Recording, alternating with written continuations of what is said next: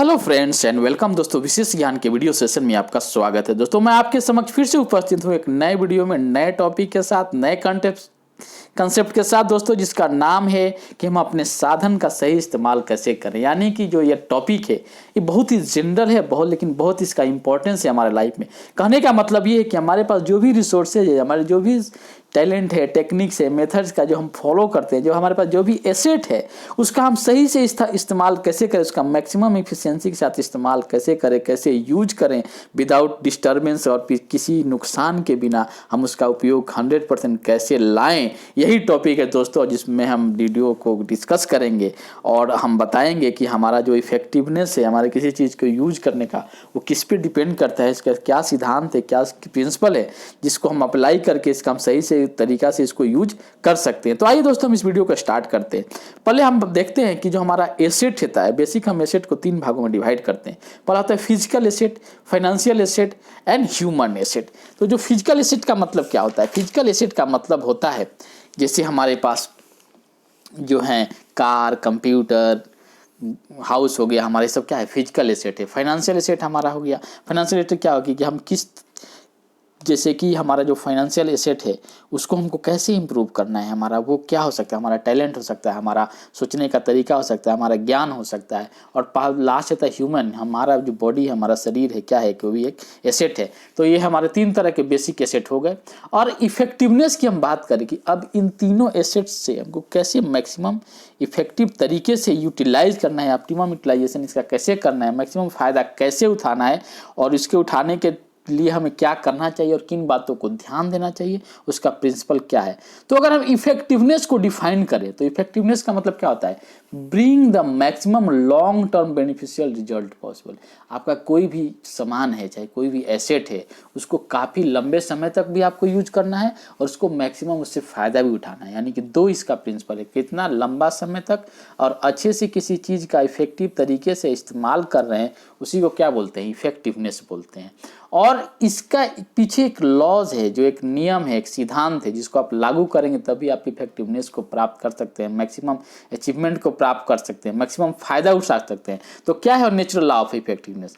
Natural law of effectiveness ये है, ये 2 चीज़ों पे डिपेंड करता है, production and production capacity balance पे, कि आपका जो प्रोडक्शन है, प्रोडक्शन कैपेसिटी है, दोनों के बीच में अगर बैलेंस रखेंगे तभी जाकर आप इफेक्टिव तरीक़े से लॉन्ग टर्म तक उसका यूज कर सकते हैं और उसका इस्तेमाल कर सकते हैं, उसका फ़ायदा उठा सकते हैं। तो यही है नेचुरल लॉ कि अगर आप प्रोडक्शन और प्रोडक्शन कैपेसिटी के में बैलेंस रखते हैं तभी जाकर आप इसका फ़ायदा उठा सकते हैं।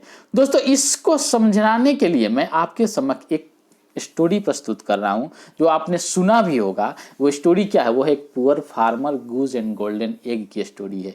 आपको पता होगा कि एक किसान के पास एक पक्षी थी, जिसको बतख बोलिए, जो क्या करती थी, वो गोल्डन एग देती थी, उसको मिली। और उसने देखा कि अरे मेरी जो गूज है, जो बतख है, या जिसको किसी मुर्गी बोलिए, कुछ भी बोलिए, जो उसको एक गोल्डन एग प्रदान की, वो बहुत ही खुश हो गया। और डेली क्या करती थी, डेली एक एक करके उसको एक एक गोल्डन एग प्रदान करती थी। फार्मर दिन पर दिन खुश होते गया। और क्या हुआ, उसको लगा कि अरे तो मेरे पास बहुत ही अच्छा एसेट हो गया मेरे पास, कि ये हमें प्रतिदिन एक नॉर्मल एग नहीं, एक गोल्डन एग, सोने का अंडा मिल रहा है। और वो खुश होते गया। इस चीज़ का चर्चा भी वो 1-2 लोगों से करने लगा और उसके रहन सहन में भी बदलाव होते गया। एक दिन क्या हुआ कि उसको लगा कि अरे क्यों मैं इतना, जो मेरे पास जो ये एग मिल रहा है, क्यों नहीं हम ऐसा करें कि हम सारा एग ले लें। हम प्रतिदिन एक एक एग, सोने का एग मिल रहा है तो मुझे तो बहुत टाइम लगेगा। तो उसने क्या किया कि सोचा कि हम जितने सारे इसके ये गुज के पास जो एग्स हैं, गोल्डन एग्स हैं, क्यों नहीं हम एक ही दिन निकाल लें उसको। तो उसने क्या किया, उसको मार दिया। मारने के बाद क्या हुआ? मारने के बाद यही हुआ कि उसके पास कुछ नहीं मिला, और उसके पास जो संपत्ति था, जो उसके पास जो बर्ड थी, जो गूज थी, उसने क्या हुआ, उसको मर गई। और उसके पास एक भी उसके अंदर से एग नहीं निकला, अभी सोने का अंडा नहीं मिला। वो बहुत ही परेशान हो गया और उसको बहुत ही नुकसान हुआ और उसको रोने लगा कि अरे मेरे पास जो एक प्रतिदिन एक एक जो गोल्डन एग मिलता था, वो भी अब नहीं मिल पा रहा है और मैं तो बर्बाद हो गया। तो दोस्तों इस कहानी से क्या समझे? इस कहानी से हम इस नेचुरल लॉ ऑफ इफेक्टिवनेस को कंक्लूड करना चाहता हूं और जोड़ना चाहता हूं कि आपके पास कोई भी प्रोडक्शन का सामान है, चाहे कोई भी एसेट है, और उस एसेट की क्या कैपेसिटी है, दोनों के बीच और बैलेंस नहीं रखेंगे तो आप क्या है उसका सही तरह से इस्तेमाल नहीं कर पाएंगे, उसको सही से उसका फ़ायदा नहीं उठा पाएंगे। तो कहने का मतलब ये है कि जो ये स्टोरी है इसमें जो अगर हम बात करें प्रोडक्शन और प्रोडक्शन कैपेसिटी को हम कंपेयर करें तो जो पुअर फार्मर गुज एंड गोल्डन एग की स्टोरी है, इसमें पी जो है जिसको हम प्रोडक्शन बोलते हैं या इसकी जैसे जो पी पीसी बैलेंस का जो लॉ है, नेचुरल लॉ क्या है, प्रोडक्शन कैपेसिटी बैलेंस, यानी प्रोडक्शन से पी और प्रोडक्शन कैपेसिटी से पीसी होगा। नहीं, पी और पीसी के बीच में बैलेंस रखेंगे तभी आप सही 100% यूटिलाइज कर सकते हैं किसी चीज़ का। यही बोलता है नेचुरल लॉ ऑफ इफेक्टिवनेस।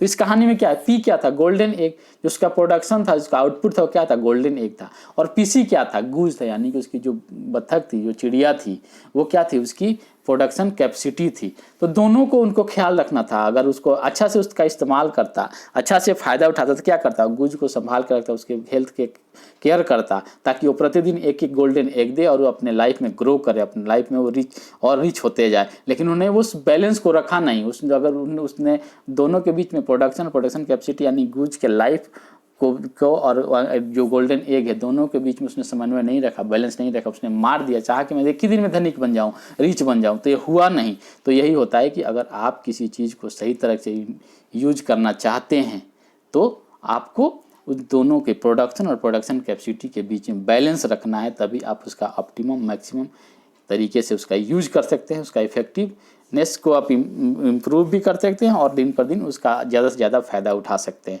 दोस्तों, ये जो मेरा स्टोरी था इसका कंक्लूजन यही है कि पी और PC balance is the very essence of effectiveness. It is validated in every arena of life. We can work with it और against it but it is there. यानी कि हमारा कहने का मतलब कि कोई जो हमारा पी और पीसी बैलेंस यानी प्रोडक्शन और प्रोडक्शन कैपेसिटी दोनों को देखना है। आपका जो पास जो रिसोर्सेज है उसकी कैपेसिटी क्या है, वो कितना, उसका हम कितना लंबा उसको, कितना आगे तक उसको यूज कर सकते हैं, कितना इसको खींच सकते हैं, स्ट्रेच कर सकते हैं, वो देखना है। और दूसरा देखना है कि इसको हम कैसे मेंटेन कर सकते हैं, कैसे इसको बरकरार रख सकते हैं ताकि हम लॉन्ग टर्म तक इसका फ़ायदा उठा पाए। तो मैं दोस्तों आशा करता हूँ कि जो लॉ ऑफ इफेक्टिवनेस है, चाहे आपके पास जो एसेट है उसका कैसे इस्तेमाल करना है ताकि उसका मैक्सिमम फ़ायदा आप उठा सकें, इसके बारे में मैंने डिस्कस किया। और ये जो वीडियो है ये कहीं ना कहीं आपके लर्निंग प्रोसेस में, आपके समझने में, आपके लाइफ में प्रिंसिपल अप्लाई करने में आपको मदद करे तो इसको लाइक शेयर कीजिए। और कुछ पॉइंट्स है तो आप कमेंट के माध्यम से सूचित कर सकते हैं दोस्तों।